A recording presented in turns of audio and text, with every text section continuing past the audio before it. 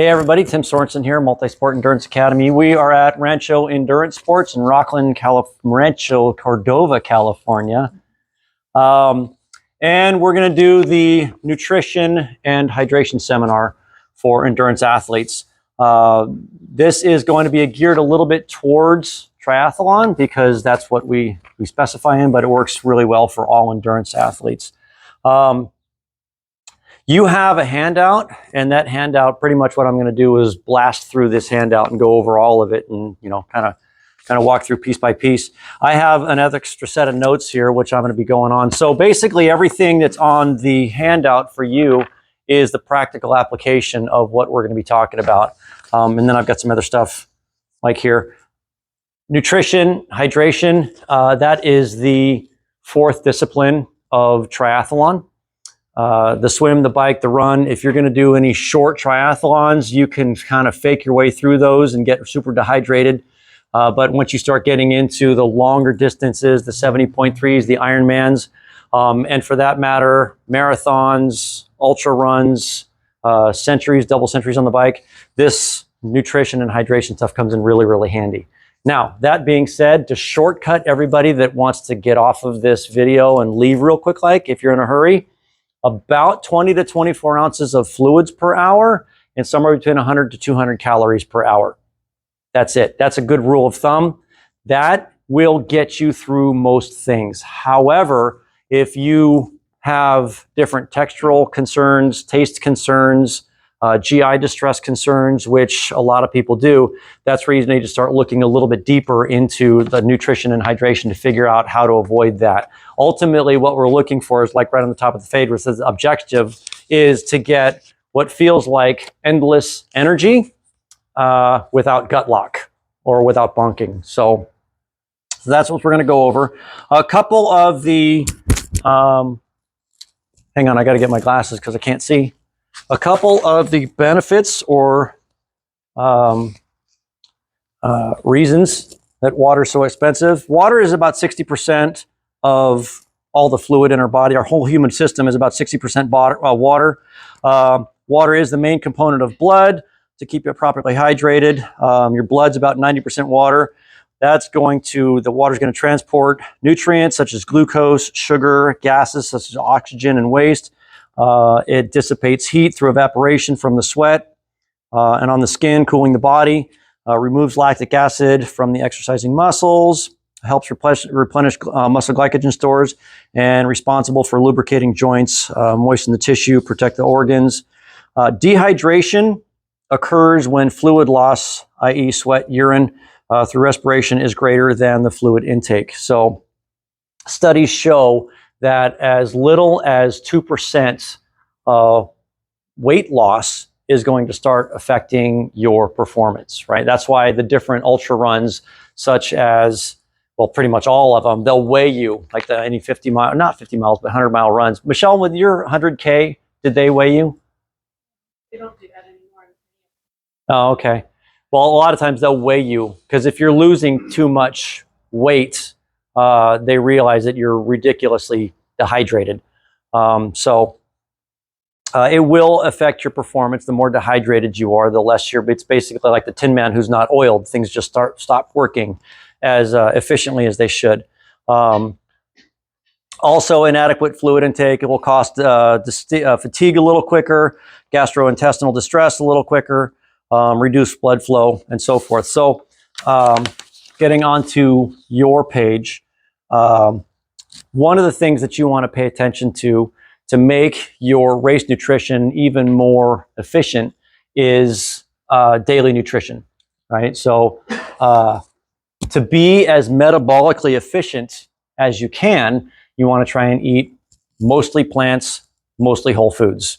The more nutrients you can get through that, the better the nutrition will work. And where I'm going with that is to try and be more metabolically efficient. If you are used to taking in simple carbs and simple carbs and simple carbs, then once you start getting deeper and deeper into your endurance event, whatever it may be, your body is going to be looking for purely simple carbs when you've got an almost infinite store of fat that you can use as fuel. And if you have a finite amount of carbohydrates, infinite amount of fat. So if you run out of carbs, you're going to bonk, right? But if you can train your body to start burning fat a little bit better and a little bit sooner, you can get into those fat stores a little quicker and not bonk. So anybody have any experience with that? I'm getting a lot of super blank stares at me. A little feedback. Bonk, Sean? Oh, yeah. I've been there. So,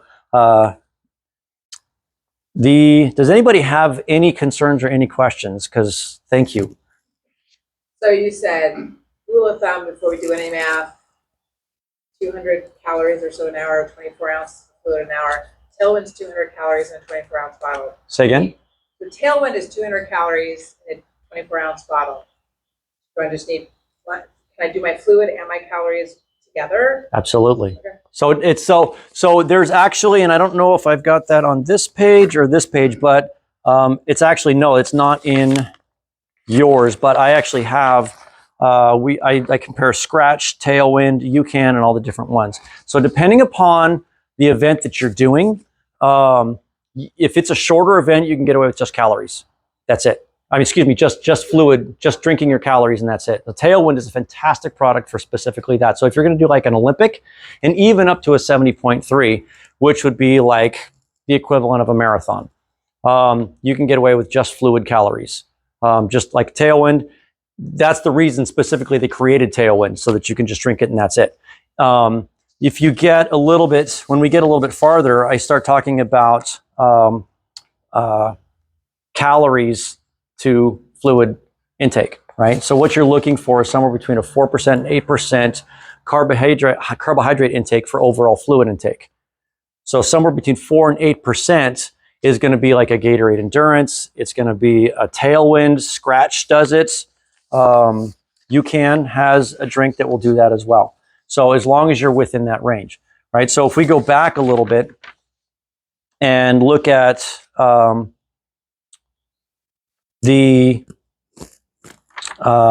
me dial it back to the foods, right? So the daily nutrition. One of the things that you can do as far as daily nutrition goes is the 800 gram challenge. And it's written on here. If you've never heard of it, Google it, the 800 gram challenge.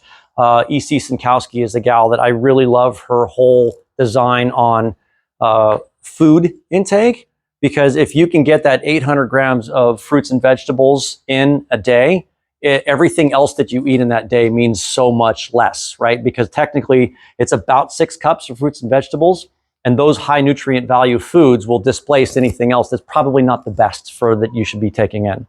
So initially, it doesn't matter what those fruits and vegetables are.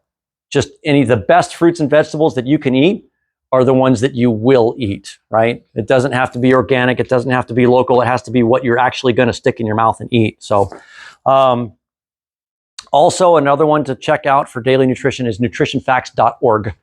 That goes in really deeply on all the different foods that you can eat that are really healthy for you, right? So check those two things out. So going into the workouts, if you're going to work out for any less than an hour, water. That's it. That's all you need, right? If it's an hour, water. That's it.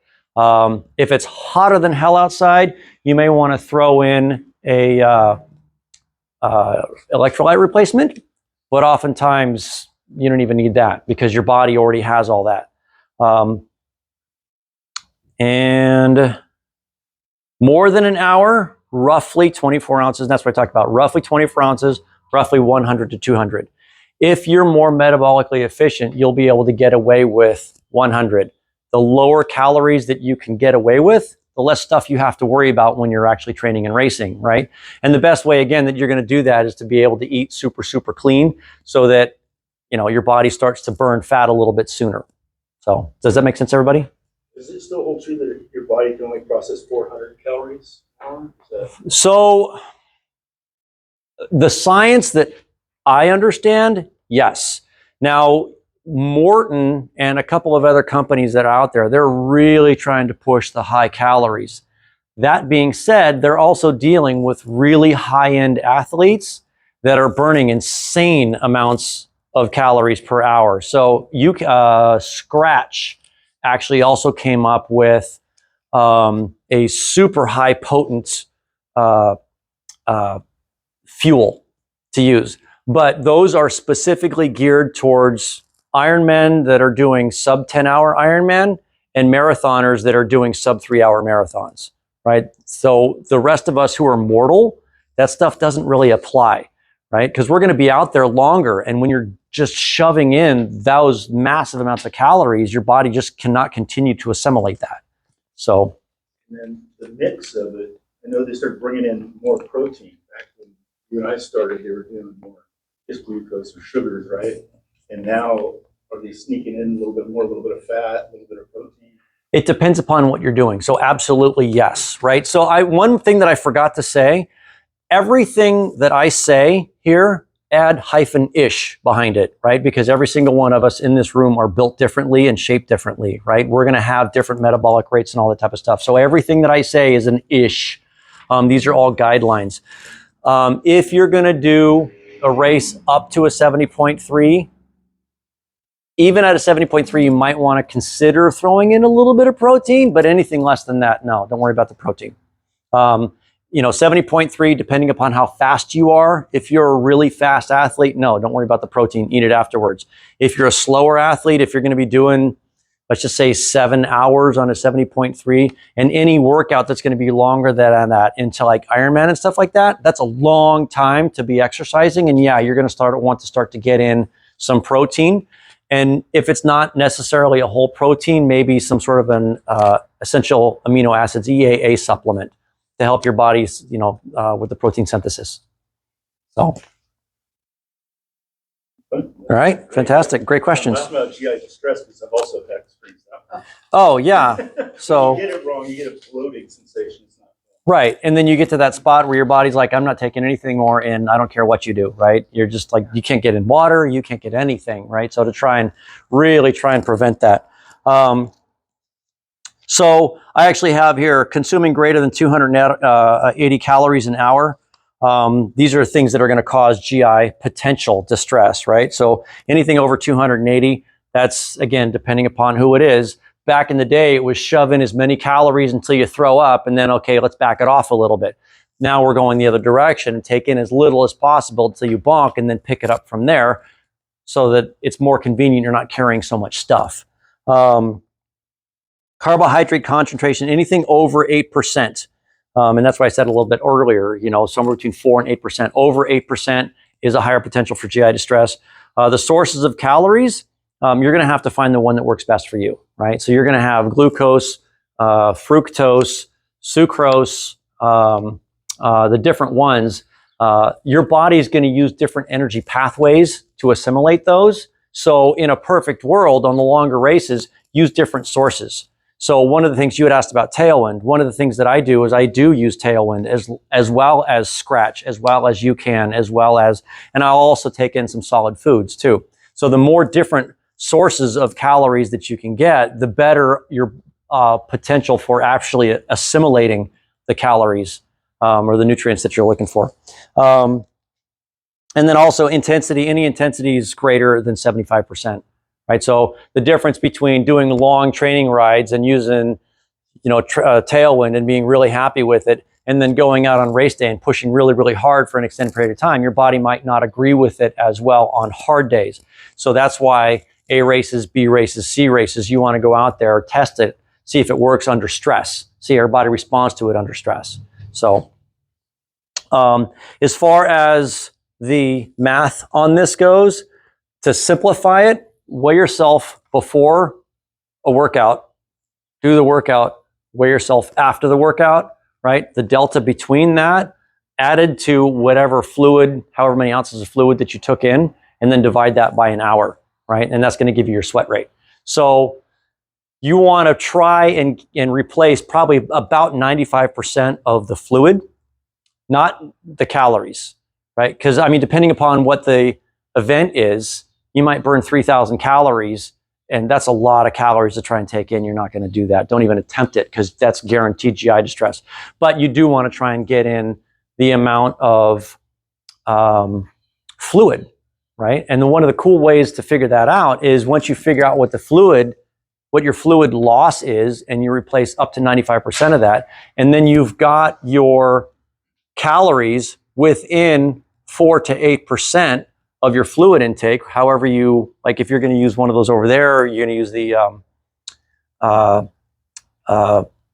bars or whatever, once you've got that ratio down, if you want more calories, drink more, and that will keep you both fed and hydrated. When we talk about fluid, the hydration, you count your sodium at, like I drink Element, right? I have 1 bottle of Element, 1 bottle of Element, and water. But does the Element like cancel out some of my fluid because it's just replacing so much of the sodium? I don't know. Sometimes I wonder if I get puffy from that, or if it's just supposed to be replacing everything I'm using. So, does it matter what you're drinking? Fluid? no, it doesn't.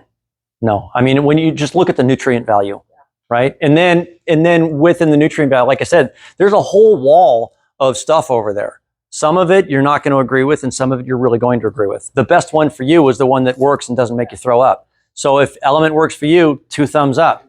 I think it's probably a personal decision because if I drink Element, I feel like all of a sudden like that salt sucked all the water out of it. It just doesn't agree with me. Yeah. So there's, And then in the jar of pickle juice, you know? But some- yeah. yeah. Here's the thing though, and like the jar of pickle juice, if you use it and you think it works for you, keep doing it. Yeah. You know, I'm not going to tell you no. If you use it and it works for you and you like it, then keep doing it. If it, you know, if the indications show, you know, that you're getting GI distress or you're getting puffy or whatever reason, then obviously try and find something else. And then also don't ever turn down the opportunity to try something else and see if it works better. Just not on race day. Just not on race day. Never on race day. Yeah. My favorite, Dan Foster, love Dan Foster. My favorite story from him is he went over to Phuket and did a triathlon over there, and they had cups of fuel. And he was like, hey, this is a cup of fuel, good for me. And he slammed it, and it was fish, whatever it was fishy something or other. Yeah, it didn't work out too well for him. And I did the same thing on, when I first started all this triathlon stuff, it made total sense in my head that Pop-Tarts and Red Bull were a fantastic pre-race, meal, right? You were there. It was good too. Throwing a little Gatorade in that Red Bull mix, it was spectacular. I spectacularly bombed that day. So learning, right? No failure, only feedback. So, but yeah, so that was the basic gist of how to figure out what your sweat rate is. Any questions on that? The calculation's a little bit different because I've got it set up for 90 minutes, but when you're doing your sweat rate test, your body's going to respond differently for the sport, right? Yeah? That's the same for sweat rate with salt sweat. Like when I sweat, when I'm done working out or whatever, like I'm grimy everywhere. So, Grimy. right. So you're going to want to test with that. So I think I've got it on the second page. I've got calculating carbohydrates, and then we've got, I've got sodium in here somewhere. Electrolytes, there it is. So somewhere between 375 and 525 milligrams per 24 ounces.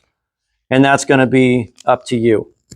And that's also going to be, it's going to vary heavily on how you respond to it. So there are some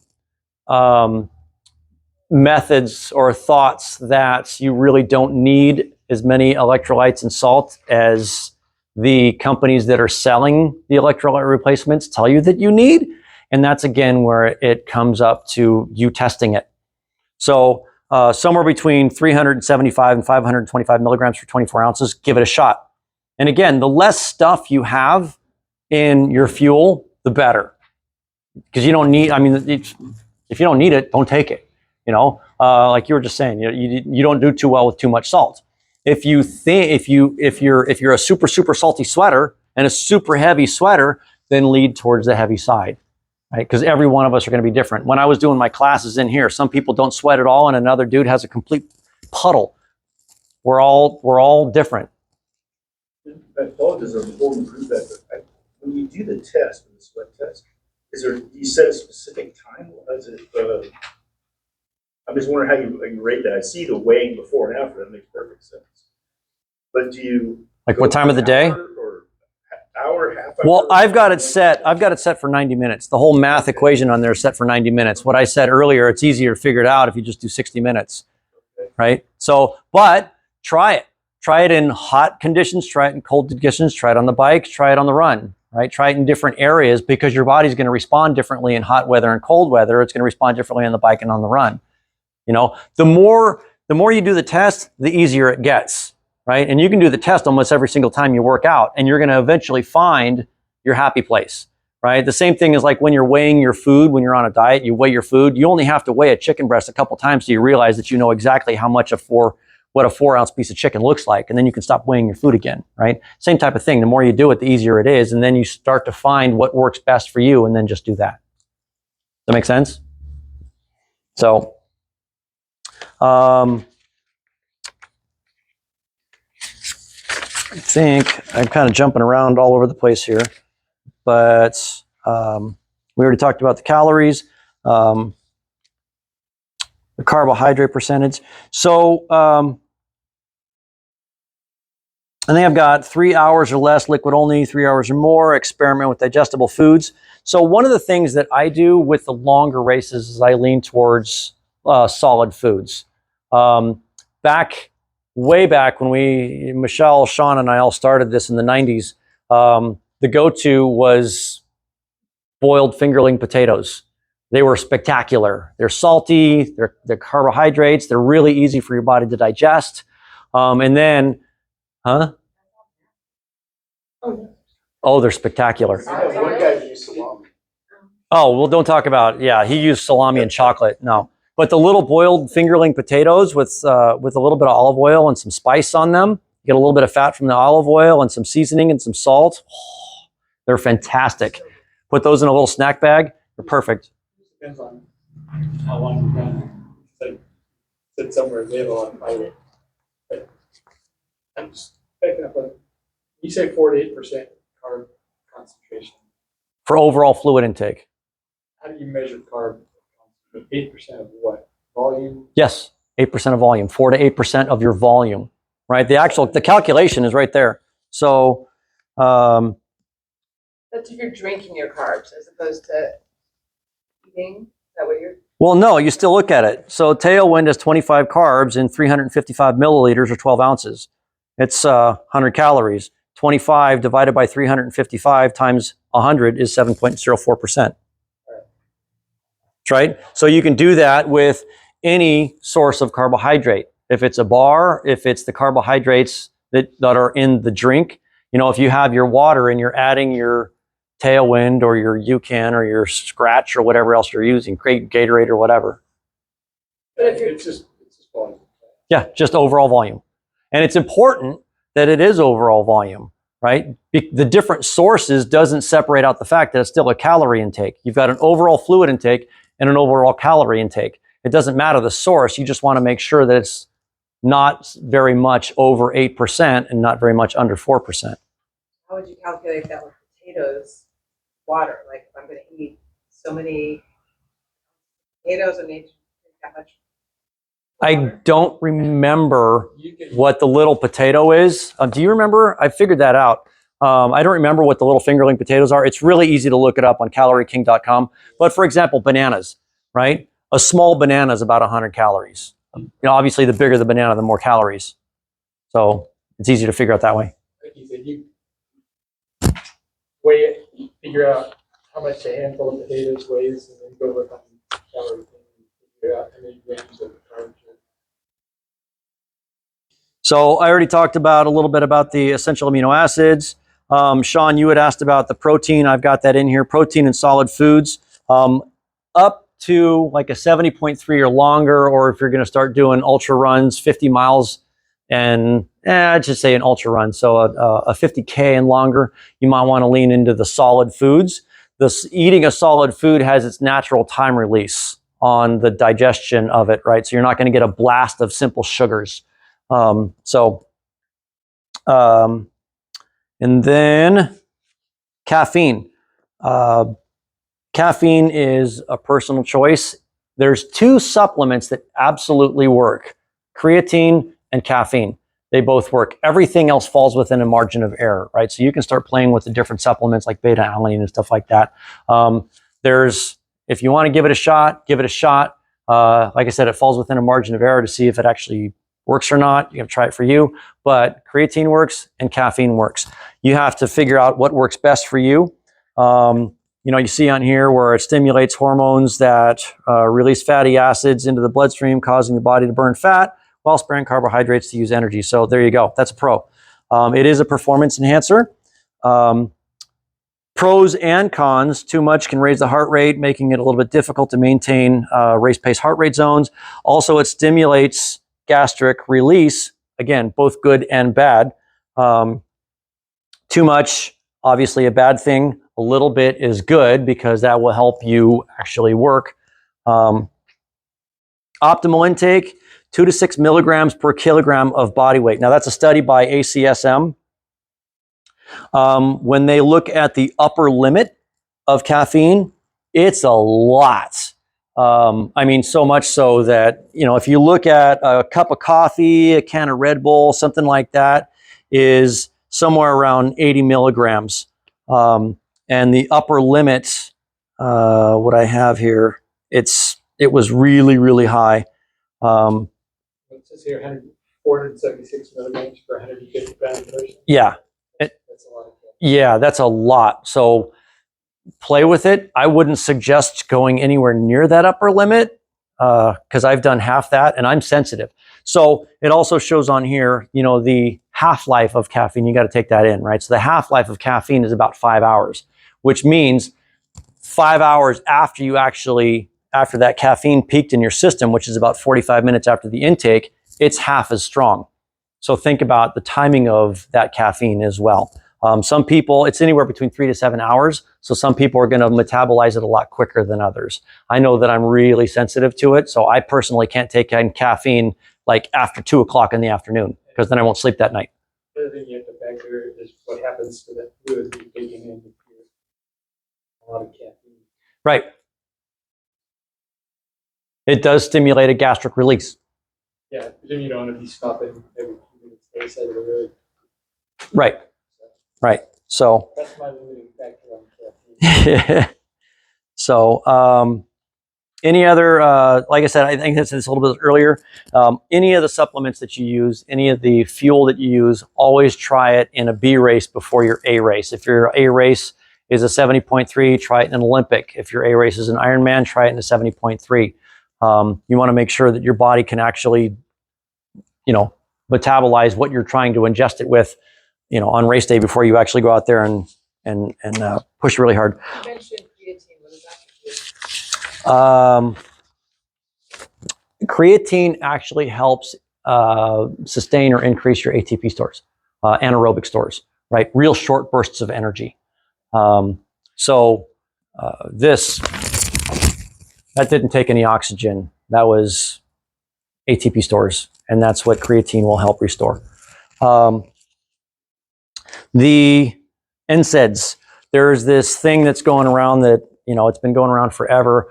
Always take some ibuprofen with you on these long workouts because, it helps with pain. Try and avoid anti-inflammatories. The inflammation is actually a good thing to a certain extent, right? There's a difference between swelling and inflammation. A little bit of inflammation is good. It helps your body perform a little bit better. A lot of inflammation is bad. But if your body is working correctly, you could get some GI distress from the NSAID. But if you were to use like an acetaminophen, which would be like a Tylenol, that would actually kill a little bit of pain, but not inhibit your performance. So that's just a straight painkiller. Training and recovery. The post-recovery, anybody heard of EPOC, exercise post-oxygen consumption? One of the cool parts about training 2 times a day is as soon as you stop training, once you're done with your workout and you sit back and relax, your metabolism is still pretty high. So you're going to continually, your resting metabolic rate is higher than it would be if you hadn't worked out at all. So that continues depending upon the workout up to an hour-ish after your workout. So if you were to split your workouts into two, that you can take advantage of that twice. So you do a workout in the morning, you continue burning a little bit higher calories after that first workout. A workout in the afternoon, again, you can take advantage of that. Now, that being said, depending upon what your goals are, what your race goals are, you want to think about what you're eating afterwards. There's a difference between, fueling your muscles. So you'll see here that I said lean towards whole foods, right? So the old school is like that recovery drink that you're drinking, right? You want to replace those replenish the muscle glycogen stores immediately if you're going to be going out and doing another hard workout, as opposed to doing one workout and being done with it, and then trying to actually use your workouts as a little bit of a weight loss tool. You're not going to lose weight if you're taking in something that's like 200 calories immediately after of simple carbohydrates, right? You basically just ruined any of the calorie burn that you would have gotten on the actual workout. So something like a whole food, I've got a peanut butter and banana on a whole grain bread, right? Or just fruits. Just fruits is amazing. They're, again, coming back to a lot of misconceptions. Don't eat fruit. It's got sugar in it. That's the worst thing in the world to actually try and pay attention to because it's bullshit. Fruit has lots and lots of fiber. It's fructose. It carries with it lots and lots of nutrients. So just fruit is spectacular for you.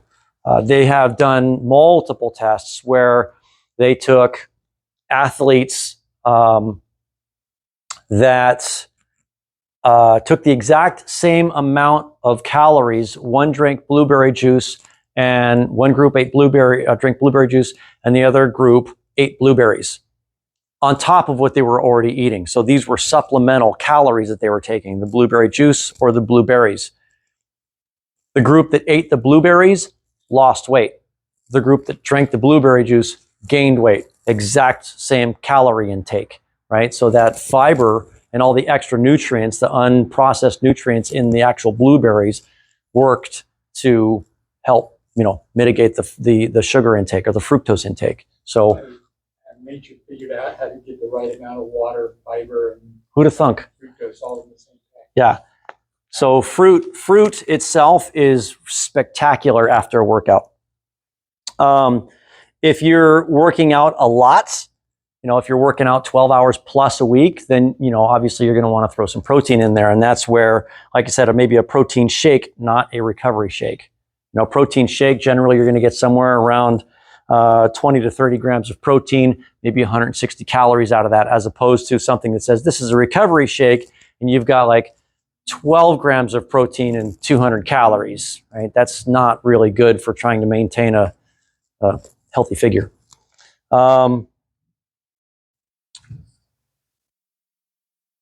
Racing. On race day, do the math to figure out how many calories you plan on consuming during the race. And that purely comes down to time, right? So think about what you think that your time in the race is going to be.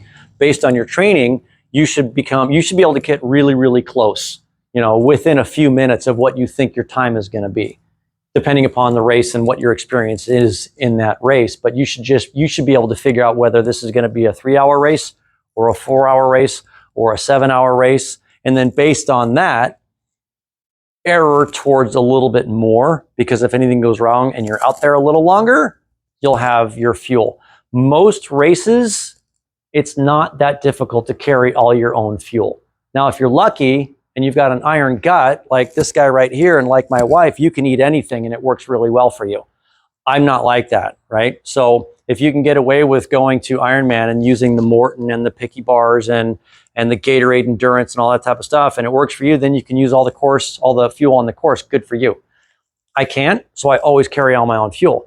But when you're thinking about it, anywhere between 24 ounces-ish, an hour, and 100 to 200 calories per hour on any given event, you never need to carry much more than a half a marathon or maybe 2 hours worth of fuel, right? So there's 48 ounces of fuel and up to 400 calories. That's easy to stick in your pocket and have in a water bottle. So yeah, it's not too difficult to do that. Like I said right here, find out what the fuel is on the course, see if you can stomach it. Pre-race dinner, the old school method of carb loading. Don't do it, right? So, I mean, other than pizza and beer, but that's a different story. But carb loading, it's not a thing. If you're eating the way you should be eating most of the time, you should be topped off at any given moment. So the best thing for you to eat the day before your race is what you normally eat, because when you wake up at a really weird time on race morning because you didn't sleep the night before the race, because nobody ever does, you want to try and feel as normal as possible. So whatever you normally eat, which should be pretty healthy, eat that on race night, the night before your race. And then potatoes are one of the best things that you can eat, right? They're just a spectacular food. They've got 9 essential amino acids. There's plenty of fiber, just a spectacular food. I'm Irish. My people lived on these things for a long time. They work really, really well. However, they do carry with them a lot of fiber. So if you're leaning towards, potatoes a lot in your diet, on race night, maybe lean towards something like rice, which is going to have a fair amount of calories, but not be quite so high in fiber, right? So that you don't end up having to hit the porta potties too much on race day, if at all. So I blasted through all that a little quicker than I thought I would. So does anybody have any more questions on that type of stuff? Yeah. Rice, I'm guessing you're not talking about brown rice, so you thought I was putting back up to the fiber. Not necessarily. It's still less than potatoes. Okay. Yeah. So, but just a quick stat. The sensationalism that we have with protein is so overhyped. There literally is no protein deficiency in the United States. And all these people pushing protein, gotta get your protein, gotta get your protein. It's nowhere near as important as everybody thinks it is. Protein is a good thing, but this massive amounts of protein everybody keeps pushing, it's not as important. 3% of the United States population is actually diagnosed as protein deficient. And those 3% aren't protein deficient, they're calorie deficient. Those people are literally starving. Yeah. And my favorite correlation is only 3% of the United States population gets the minimum recommended daily allowance of fiber. We don't get anywhere near the fiber that we should be getting, right? So basically we come back to eat mostly whole foods, mostly vegetables. And then if you're doing that on the regular, and then on race day, you back that off a little bit. So now you're going to switch from something high fiber to a little bit lower fiber with the rice instead of potatoes or something along that. Your body's going to respond to that fairly well on race day, and again, not have to use the can. Make sense? Any questions? Fiber thing totally makes sense. The pro cycling teams, they cook up food for their teams. And one of the favorites for like the low fiber thing is like rice, and they boil that with sugar or something. And in this case, eat rice balls. So They can go all day without. Yeah. having to hit the porta potty. Alan Lim wrote a book called Portables. Alan Lim is the guy that created the company Scratch, like Scratch, the Scratch chews and Scratch drinks and all that type of stuff. He was a chef for pro cycling teams, and him and another guy, I don't remember the other guy's name, wrote a book together for all the different portables that you can take, right, and stick them in your jerseys. And it's spectacular for endurance foods. So look that up. It's called Portables. It's a spectacular advice for all the different foods that you can eat. Feed Zone Portables. Is that what it is? That's, Yes. okay. That's the guy. Yeah. But ingredient wise, like rice is a staple, bananas are a staple, dates are a Yeah, one of the things that they actually had was peanut butter and jelly rice. Like, so you take a pan and put a bed of rice down, and then peanut butter and jelly, and then another bed of rice down, right? And then cut it into squares and wrap it up, right? Super healthy, right? Low in fiber. You got a little bit of protein and fat from the peanut butter, a little extra sugar from the jelly. It tastes good. So one of the stories that they used to do was when he would create these things, you got basically a bunch of kids in this peloton that are on the Tour de France and every other tours. Like, they're young. So just like in recess, they're like, hey, you want to trade? Hey, you want to trade? And they had these things, like Alan would have all these little cakes and all these things. And they would be like, well, I'll trade you 2 of my hammer bars for one of, your cakes from Alan, right? Type of thing. So that's it. Any questions on anything else? If you go ahead. You talked about solid food. Do you mean any solid food, or like an energy bar, like Well, I'm hesitant to say any solid food because that depends upon what it is. Like I said, we had a friend who would bring salami and chocolate. I don't suggest that. Huh? Depends on the length of your race. Yeah. So 100 miles, you're gonna want solid food that's like a burrito or something. right. Right. So I'm pretty much just triathlon, right? Ironman triathlon distance. I've done that a lot. Michelle has done runs, like 100K runs. So she's going to know a little bit better when you get into how many hours of running. Well, I think anything about over 12 hours, you want to probably start considering, even if you take a long time on your Ironman race, eating like bars and gels becomes super unsatisfying and you won't get it down. So solid food, that's where the potatoes come in, or the Uncrustables, or So actually, Uncrustables, who doesn't know what an Uncrustable is? Okay, so everybody knows what an Uncrustable is. Who doesn't like Uncrustables? Yeah, they're great. So I thought, when I first saw them, and I'm like, that is the dumbest thing I've ever seen. And then she brought them home, and I'm like, I mean, they were so good. they're easy to get They are down. easy But to I mean, if some people will make like bean and cheese burritos or something, and small ones, and put them in like their drop bags, or I don't know what it's called anymore. Personal needs. Personal needs. So you gotta just find what's good, works for you. It's really personal. I mean, to me, like PB&J's or rocket fuel. Right. And when you go out, and I've been doing this for a while, but this particular one was kind of fun because I was in the special personal needs area for Ironman California last year. And the amount on the bike, the amount of different things that were in the personal needs bags. Because you think about it, you only need to carry 56 miles worth of fuel because you get to your personal needs bag and then you restock and you go. The amount of stuff, the diversity of the stuff that was in those bags was insane. I actually had to slap a burger out of one of my athletes' hands. I held the bag and she reached in and grabbed a McDonald's cheeseburger and fries. I'm like, I don't even know, how did you get that in there, right? Did you stop in the drive-thru on the way in? But she's like, I'm like, stop it. I wouldn't suggest a cheeseburger in special needs.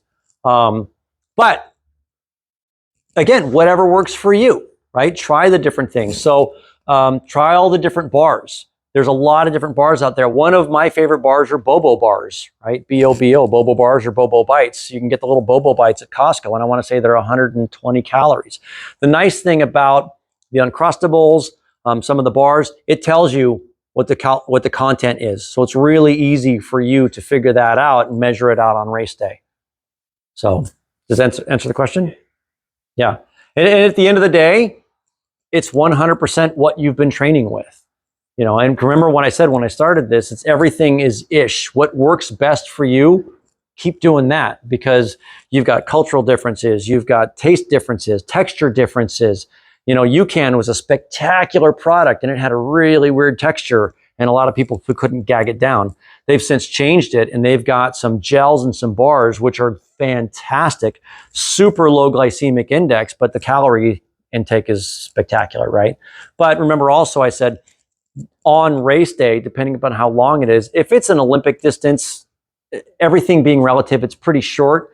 There's a lot, your body is pretty resilient and you've got a lot of wiggle room in there. But the longer the event gets, the more important it is for you to be taking in things that you know work for you, right? So, any other questions?